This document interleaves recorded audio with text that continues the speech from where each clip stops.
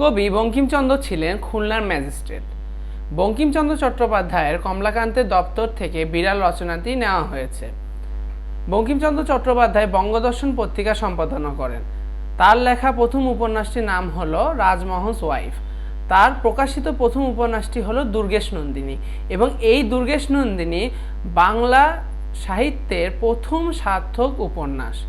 তাছাড়া আনন্দমঠ, দেবী চৌধুরানী ও সীতারাম তার ত্রয়ী উপন্যাস। উপন্যাসে তিনি এত অবদান রেখেছেন বলে বাংলা ভাষায় প্রথম শিল্পসম্মত উপন্যাস রচনা কৃতিত্ব তারই। তার শেষ উপন্যাসটির নাম হলো সীতারাম, এবং তিনি মোট উপন্যাস লিখেছেন হলো 14টি।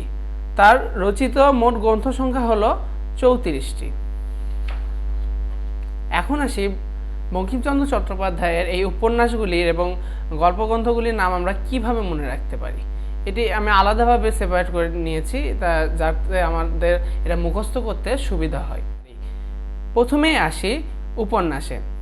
যে ছন্দের মাধ্যমে আমরা বঙ্কিমচন্দ্র চট্টোপাধ্যায়ের মোট 14টি উপন্যাসের নাম খুব সহজেই মনে রাখতে পারি, সেটি হলো ইন্দিরা রোডে, আনন্দ মঠের সামনে, বৃষবৃক্ষের নিচে, গভীর রজনীতে, চন্দ্রশেখরের সাথে, সীতারামের, দুর্গেশ নন্দিনীর স্ত্রী, মৃণালিনীর, রাধারানীর যুগলাঙ্গীয় প্রেমের দৃশ্য দেখে মা দেবী চৌধুরানী কৃষ্ণকান্তের উইল এ সকল সম্পত্তি ছেলে রাজসিংহকে দিয়ে নিজের কপাল কুণ্ডলা করলেন।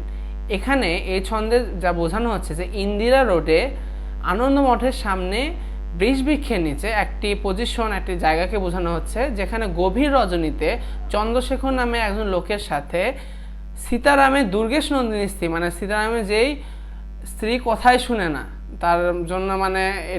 তার জন্য দুর্যোগ বয়ে এনেছে যে স্ত্রীটা, যার নাম মৃণালিনী, তার এই চন্দ্রশেখরের সাথে রাধারানীর যুগলাঙ্গীয় প্রেমের দৃশ্য এই মৃণালিনীর মা দেবী চৌধুরানী দেখে ফেলে। এর কারণে সে খুবই কষ্ট পায় এবং কৃষ্ণকান্তের উইলে তার সকল সম্পত্তি তার ছেলে রাজসিংহকে দিয়ে নিজের কপালকুণ্ডলা করে ফেলে। এরপরে আসি যে ছন্দের মাধ্যমে আমরা বঙ্কিমচন্দ্র চট্টোপাধ্যায়ের গদ্য গ্রন্থের নামগুলো মনে রাখতে পারি। এখানে নীল দাগ দেওয়া প্রত্যেকটি নামই হলো বঙ্কিমচন্দ্র চট্টোপাধ্যায়ের গদ্যগ্রন্থ।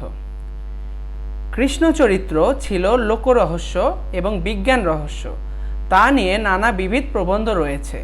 অবশেষে কমলাকান্তের দপ্তরে প্রমাণ হলো তা ছিল সাম্যচরিত্র। অর্থাৎ এখানে বোঝানো হয়েছে যে কৃষ্ণের যে চরিত্র সেটি ছিল লোকরহস্য এবং বিজ্ঞান রহস্য।